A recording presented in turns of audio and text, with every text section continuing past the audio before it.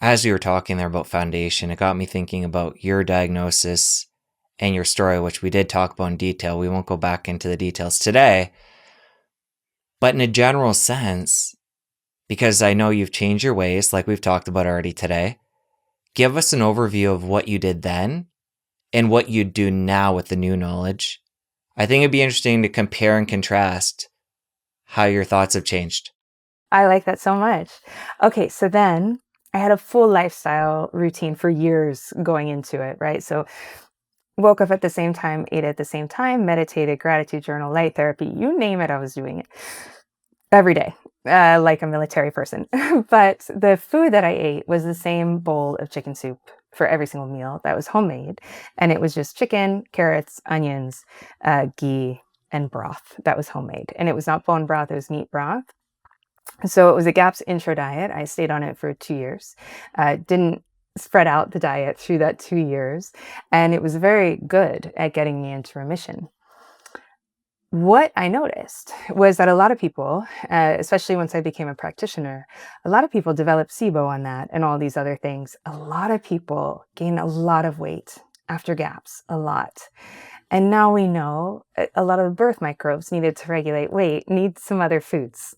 So you can do it very strategically. So how I would do it now is I would be sprinkling in little foods for my birth microbes, and I would stick to lower histamine foods, and I would actually very strategically do it.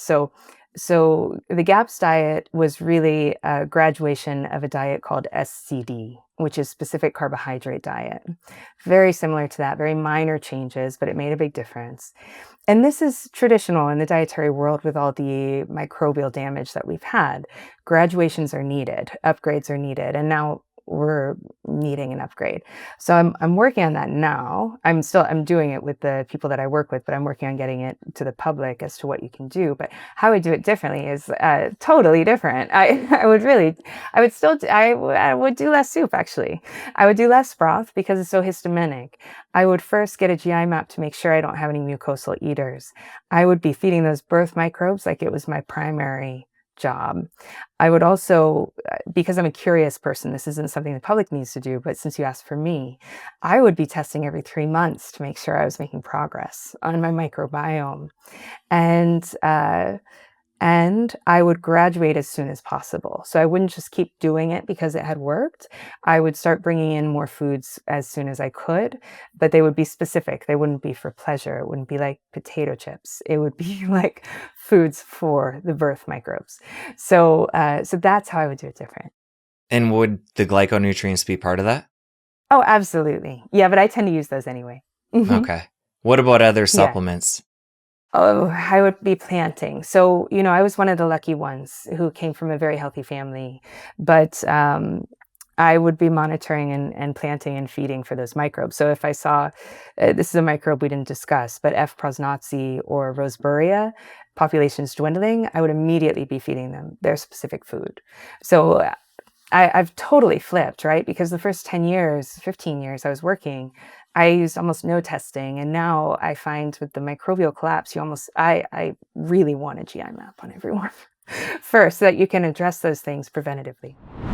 At this stage you're at now in your health journey, you're healed, you're doing great.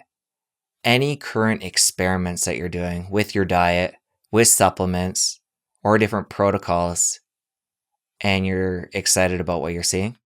Yeah. So I've been experimenting more this year than ever before. And a lot of it is going into stuff that you guys aren't going to see just yet. But I've been experimenting with how fast we can get these guys to plant and which ones are the best ones. And so I've been having a lot of my, microscopic fun and also pulling together a lot of the research. So I've written over 200 articles. I'm working on 3 books, one of which is like, these are the birth microbes that starve out at these rates so that you can go without testing, right? And modify these diets with our current knowledge.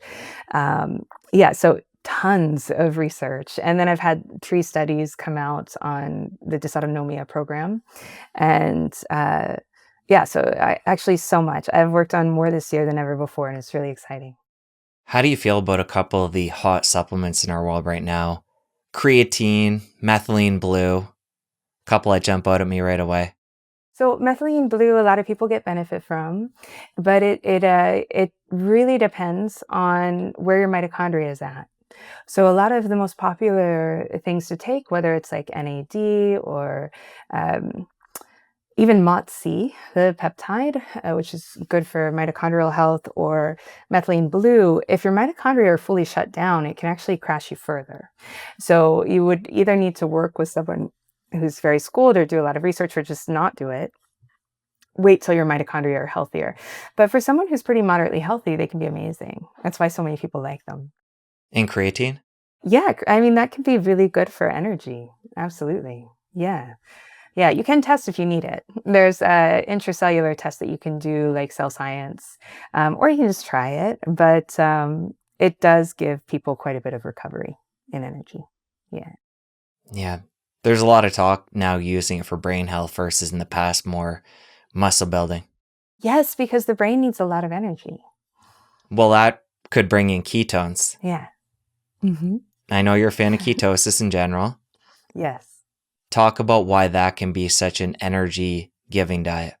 Oh, it's amazing because it bypasses a lot of the damage. So we've really damaged a lot of our energy systems. Many people are not using their standard ATP energy cycle. The Krebs cycle is a hot mess. They're using the backup lactic acid. These are, if someone experiences chronic fatigue for any reason, this is usually what's going on. And ketosis bypasses that. It uses fat for energy. And so once you get past the transition phase, which usually is too long for people's comfort, right? They think they're dying at like day 3. But if you can get past the first few weeks, then you can get real energy that is much more stable and is incredibly good for the brain and the nervous system, right? If I had a relative, or if I had a relative who had Alzheimer's or dementia, immediately ketosis. Cancer, immediately ketosis. And that's just like a foundational that you want to go to. So again, that would just be my own personal. That's not recommendations for you all. But it's such a good form of steady energy, and it also really helps the mood and the immune system. Right? It's a naturally antiviral state when you're in the blood levels of ketosis. Doesn't mean you can't get a virus, but it's much less likely. Your mood is stable because your blood sugar is stable. So your cholesterol isn't being spun out to go balance your blood sugar. It can make your sex hormones. It can make your feel good hormones, you know, and, um, and it's a wonderful food for the brain. So it prevents the diabetes, the type 3 diabetes of the brain. It's just a really good overall, uh, great thing to do with the current state of modern health because most of the conditions that we have are due to mitochondrial and glucose systems being damaged. So you can bypass that with ketosis, which is great. If you enjoyed that clip, you're going to want to head over here and catch a full episode. I'll see you over there. We're all born with about 200 very important microbes, and they're starting to go endangered. Now we're lucky to get a handful. We're missing a lot of them, and I think as soon as the public starts to learn about how important these are, there's going to be a massive race.